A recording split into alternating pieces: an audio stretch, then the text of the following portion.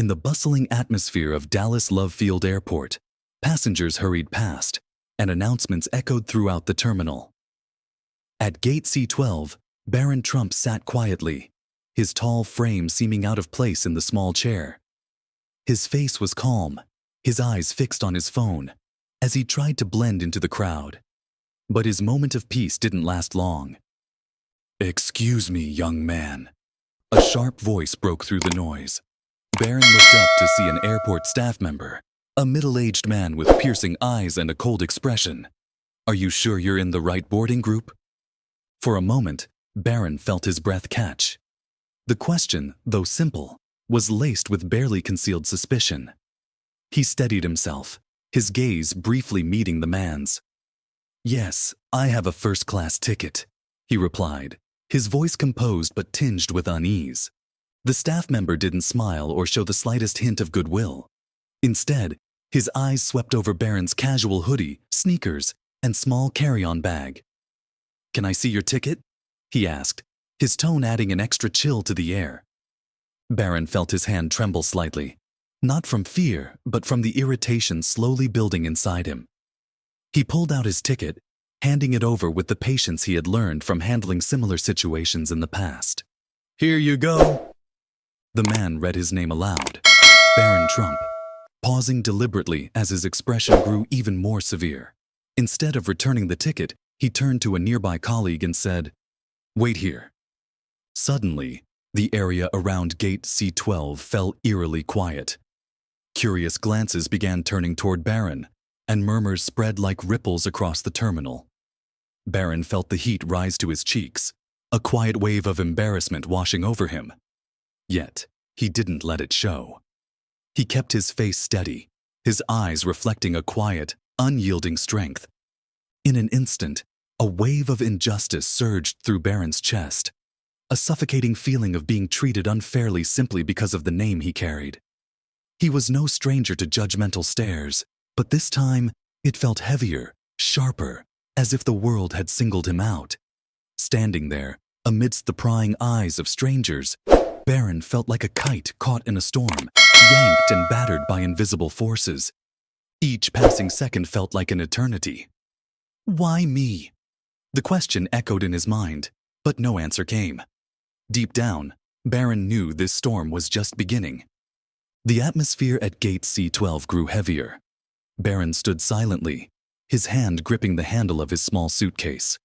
His eyes followed the airport staff member as he walked away, leaving Barron alone to face the weight of curious and judgmental glances from those around him. Murmurs rippled through the cramped space, deliberate and cutting, adding to his growing discomfort. What did I do wrong? Barron wondered. But the silence within his own mind offered no solace. The sense of isolation wrapped around him like a dark cloud, as though he had become the focal point of a story he never chose to be part of. Minutes later, the staff member returned, this time accompanied by a supervisor. The man looked sterner, his face cold and detached, as if a decision had already been made. "There seems to be an issue with your ticket," the supervisor said, his voice carrying a faint undertone of accusation. "You'll need to step aside while we sort this out." Barron furrowed his brow, the frustration swelling in his chest. "What issue? I booked this ticket weeks ago," he replied, his tone polite, but his eyes betraying his growing exasperation. The supervisor didn't offer a direct response. Instead, he repeated, "Please step aside, sir." The words felt less like a request and more like a command, forcing Barron into compliance with no room for protest. He stepped back reluctantly, each step feeling heavier, as though the very air around him was closing in, pushing him into the shadowy corners of injustice. While Barron stood in the waiting area, other passengers continued boarding without interruption. Glances swept over him, some filled with sympathy, others cold and judgmental, like silent accusations. A woman holding a young child looked at him thoughtfully and spoke up, her voice clear and resolute. "What's the problem? He's just a kid with a ticket. Let him board." But her words were promptly ignored by the supervisor, who remained focused on Barron. A sense of humiliation crept into Barron's chest, but he maintained his calm demeanor. He leaned against a nearby column, his gaze fixed on the boarding gate as others continued their journeys while he was left behind, as if he didn't belong there. "Do you have another form of ID?" the supervisor asked again, his voice authoritative but devoid of empathy. "My passport is in my carry-on bag," Barron answered, his hands steady on the suitcase. "You didn't even check it." His words were clear, logical, but instead of resolving the situation, the supervisor exchanged a glance with a nearby security officer, silently signaling for further action. "Sir, this isn't just about ID. There are procedures we need to follow," the supervisor insisted, but Barron could sense the evasiveness in his tone. The word procedures felt hollow, repeated like a meaningless mantra to justify an unjustifiable situation. The tension thickened. Someone in the crowd called out, "Why don't you just let him go? This is ridiculous." The murmurs of support grew louder, but so did the whispers of doubt. Maybe he did something wrong.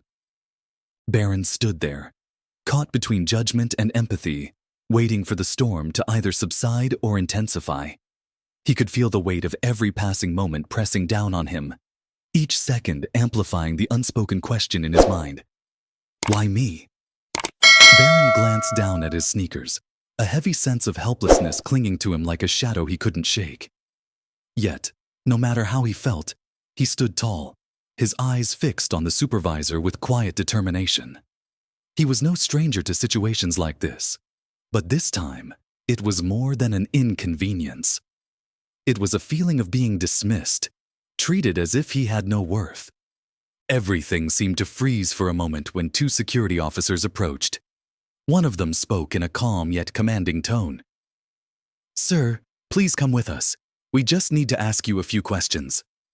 Barron's chest tightened, not from fear, but from disbelief that the situation had escalated this far. He looked around, his eyes meeting the lenses of phones pointed in his direction, capturing every second. "Fine," he said, his voice heavy with exhaustion and disappointment. He followed the officers into a small, sterile room, devoid of warmth or humanity. The space seemed designed to strip away all traces of individuality. No windows, no color, just a plain table and stiff chairs. Barron sat down, folding his arms across his chest as the weight of isolation pressed harder against his heart. "Why is this happening to me?" he wondered. But once again, no answer came. The cold white light overhead illuminated Barron's face, reflecting off his solemn but resolute eyes. The ticking of a wall clock echoed in the stillness, each sound a relentless reminder of the injustice he was enduring. He sat up straight, his hands resting on the table, fingers tapping out an unconscious rhythm, a small, defiant act to stay calm amidst the storm of emotions brewing inside him. The door swung open, and the same supervisor entered, his expression stern as if addressing a suspect rather than a passenger. "We're still working on clearing up the situation," he said, avoiding Barron's gaze. "It shouldn't take much longer." Barron furrowed his brow, his sharp eyes cutting through the tension in the room. "How much longer?" he asked, his voice calm but laced with steel. "You've had all my information for almost an hour. What exactly are you trying to verify?" His words pierced the supervisor's evasiveness, leaving him momentarily flustered. "There are just procedures," the man stammered, but the hollow repetition of that word did nothing to douse the growing fire in Barron's chest. Barron met his gaze, his voice firm and unwavering. "Procedures? I've flown through this airport dozens of times without an issue. What makes today different?" The supervisor didn't reply. He simply lowered his head and hurriedly exited the room, as if the door offered him an escape from the weight of Barron's words. Barron took a deep breath, willing himself to extinguish the anger flickering within. Yet the questions continued to haunt him. Is this about my name, or is it something else? He wasn't one to jump to conclusions, but this situation was too blatant to ignore. Barron recognized that this wasn't just a misunderstanding. It was a reflection of bias, a silent prejudice he had grown accustomed to facing. Outside the room, passengers continued recording videos, the clips spreading quickly across social media. Comments began to flood in, some defending Barron, others ridiculing him, accusing him of playing the victim. He didn't see the posts, but he could feel the weight of the stares from those outside, like needles piercing every fiber of his pride. Barron sat silently, his back straight, his resolve unbroken. He didn't know how long this would last, but he knew one thing for certain: he would not let this moment define his worth. Inside the small room, 2 security officers entered, carrying a folder and wearing stern expressions. "We just need to verify a few more things," one of them said, though Barron could detect the insincerity in his tone. One officer flipped through his passport while the other asked a series of unnecessary questions, each one adding another layer of frost to the already cold atmosphere. "This is ridiculous," Barron muttered, his eyes fixed on the blank wall in front of him. He couldn't fathom why things had escalated this far. He was just a teenager with a ticket, not a threat, not a suspect. What Barron didn't know was that elsewhere in the city, another storm was brewing. In a sleek black SUV weaving through Dallas traffic, Melania Trump sat upright, her phone buzzing incessantly with new notifications. The screen lit up, showing a short video clip of Barron surrounded by security officers, being escorted away from the gate. She watched it once, then again, her gaze growing colder and more determined with each viewing. "Driver, please hurry," she said, her voice calm yet commanding. Melania Trump was not someone easily shaken, but when it came to her son, she would not stand idly by. Something's not right, she thought, as a quiet fury began to rise within her, not loud or explosive, but a deep, unwavering wave of resolve. The SUV swerved into the airport lane, speeding toward the storm Melania was about to confront.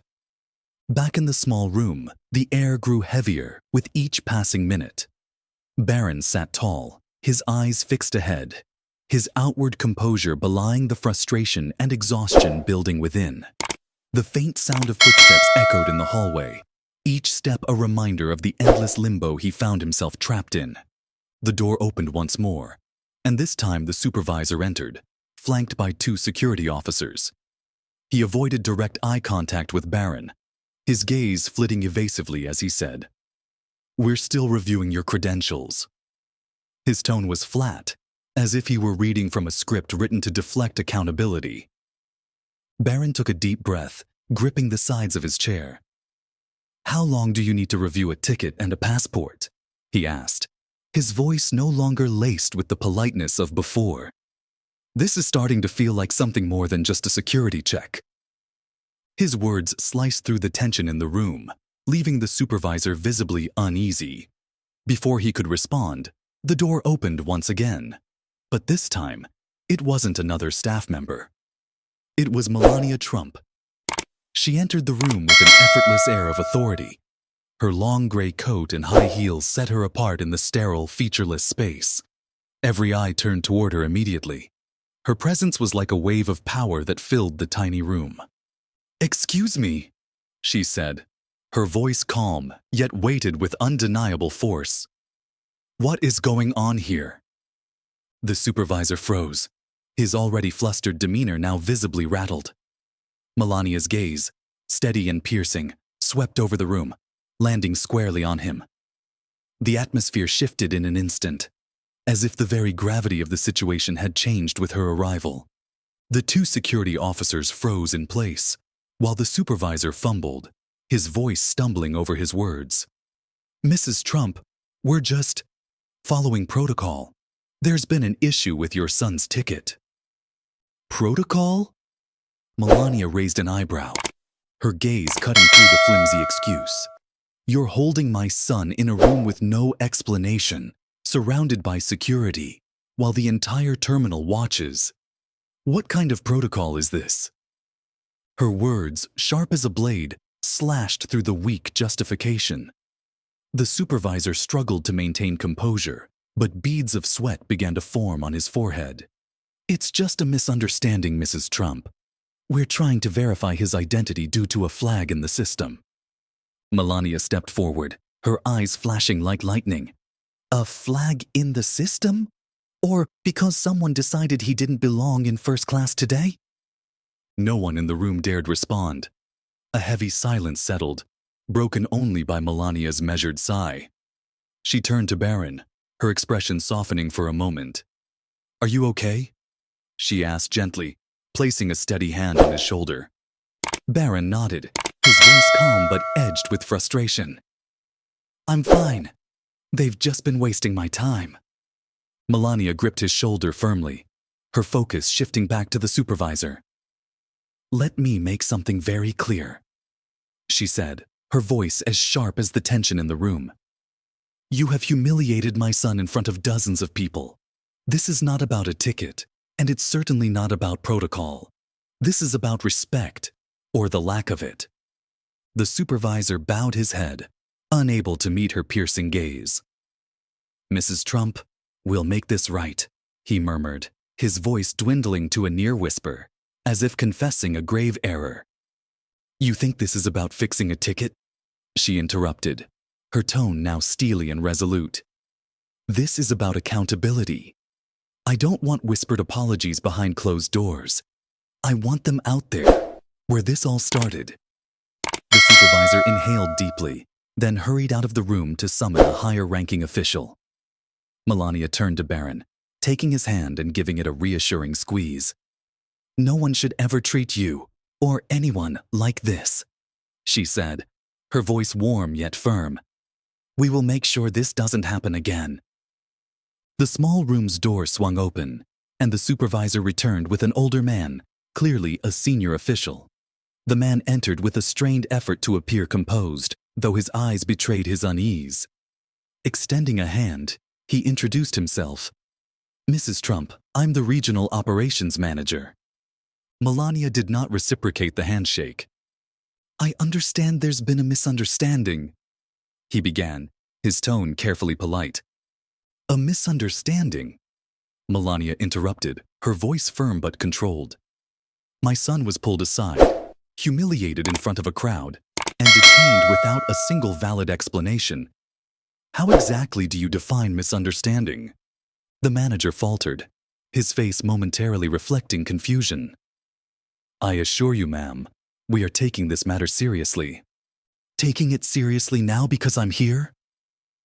Melania took a step forward, her gaze icy and her words deliberate, like an undeniable accusation.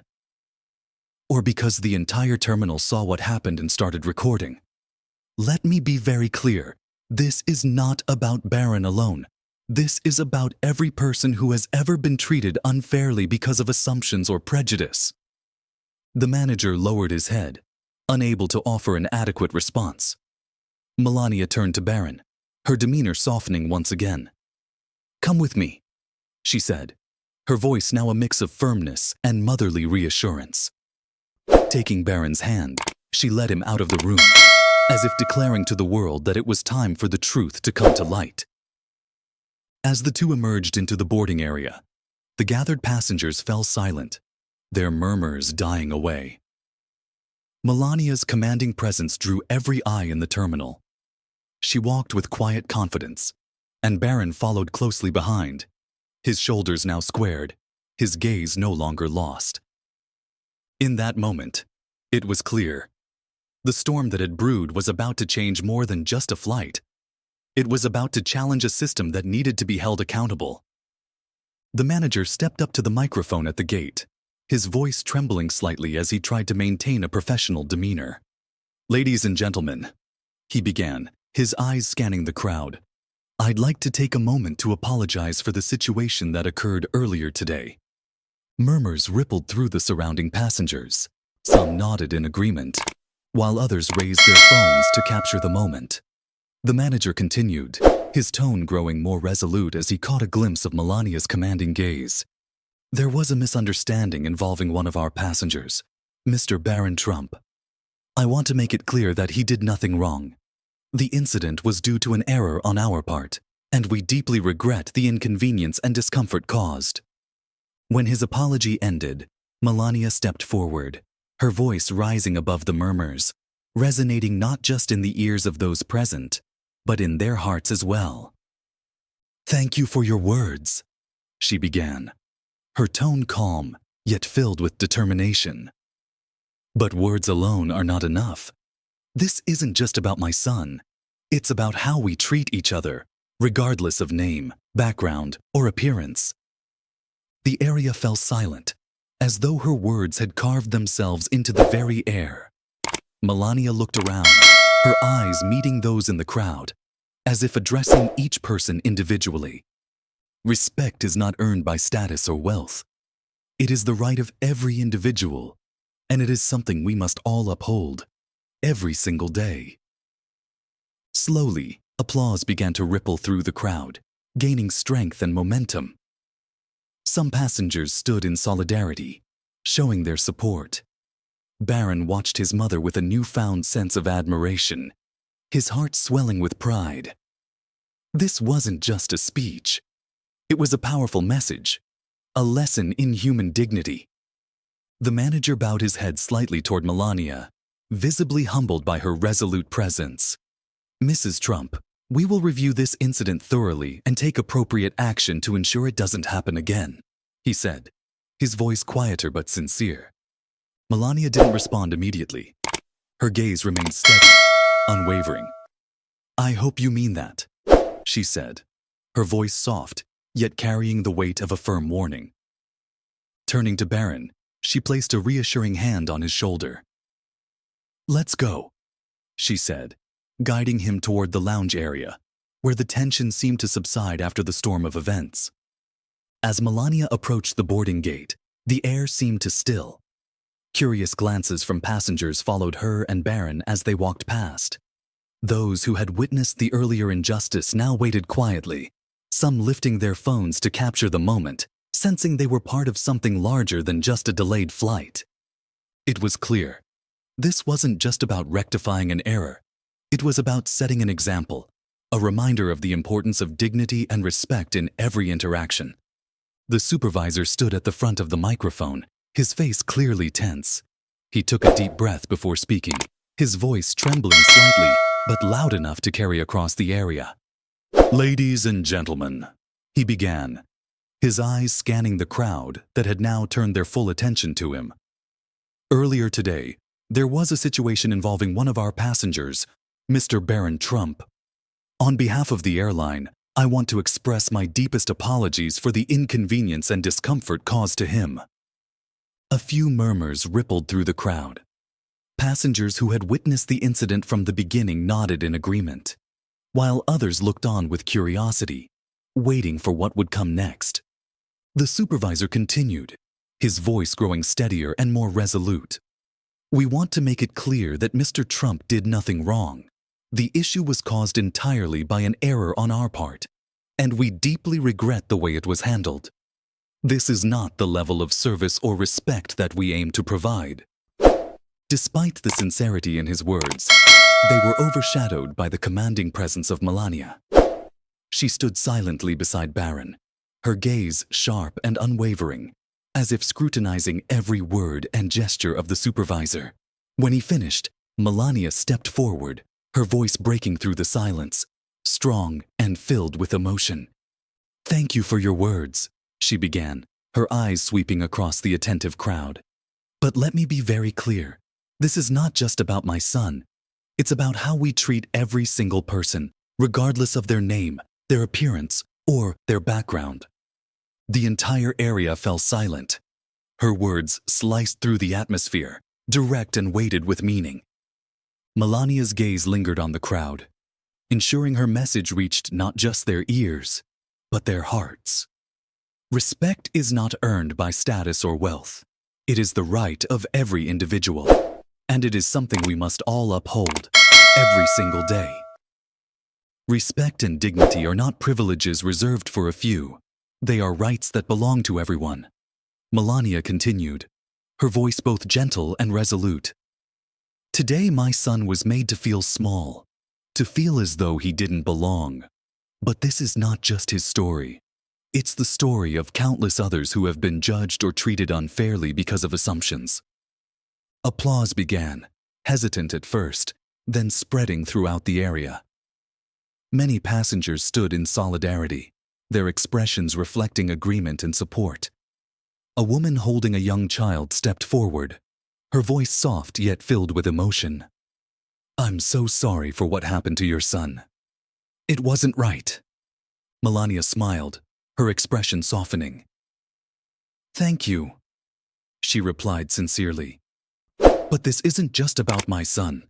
It's about all of us, standing together, demanding better." As the applause subsided, the supervisor bowed his head once more before Melania, clearly moved by the weight of her words. "Mrs. Trump, we will review this incident thoroughly and take all necessary steps to ensure this never happens again." Melania nodded, but maintained her firm tone. "I hope you mean that, not just for Barron, but for every passenger who comes through these gates." Barron and Melania were escorted to a private lounge where airline staff were doing everything they could to make amends. Premium snacks, beverages, and priority boarding privileges were offered, but Melania gently declined them all, her demeanor calm but unwavering. "This isn't about compensation," she said, her voice measured yet commanding. "It's about principle. Offering us refreshments won't fix what happened out there. What matters is that this doesn't happen again, to anyone." The staff around her nodded, visibly struck by her words. But Melania wasn't done. She sat down, pulling out her phone. Her fingers moved swiftly across the screen, her expression sharp yet contemplative. Minutes later, a post appeared on her social media. Accompanying a photo of the airplane gate was a caption that read, "Today, my son experienced something no one should have to endure, being judged before being understood. This serves as a reminder to treat everyone with dignity, no matter their name or background. Respect is universal. Let's do better." The post immediately garnered attention. Comments flooded in, some offering strong support, others calling for widespread change in how people are treated in public spaces. The wave of emotion spread like wildfire, igniting discussions about fairness, dignity, and humanity. Barron sat across from his mother, his eyes fixed on the phone screen, though his thoughts seemed to wander to something deeper. "Do you think it'll actually change anything?" he asked quietly, his voice low but sincere. Melania looked up, her expression softening as she met his gaze. "Change doesn't happen overnight," she replied, her tone thoughtful. "But moments like this, when people stop and think, they add up. It's these little moments that spark something bigger." Barron nodded, his eyes reflecting a maturity that few his age possessed. He leaned back in his chair, a sense of relief washing over him, knowing that his mother had not only stood up for him, but also for something far greater. When it was time to board, Barron and Melania walked through the gate. This time, there were no scrutinizing stares or whispers trailing them. The airline staff bowed respectfully as they passed, and for the first time that day, everything seemed to fall into place. On the plane, Melania sat by the window, her gaze fixed on the vast sky outside. White clouds drifted lazily past, but her mind lingered on the events of the day. This wasn't just Barron's story. It was the story of everyone who had ever been judged or dismissed for reasons they could not control. She glanced at Barron, now wearing his headphones and gazing out the window. A faint smile crossed her lips. "Sometimes," she thought, "adversity teaches the most powerful lessons, not just for us, but for everyone watching." Melania sat in silence, but within her was a steadfast resolve. This story would not end here. It would serve as a reminder, a lesson for all, that respect and fairness are not privileges, but fundamental rights owed to every human being. If this story touched your heart, don't keep it to yourself. Share it with someone who might need a reminder about the power of respect and kindness. Together, we can create a world where dignity is a shared value.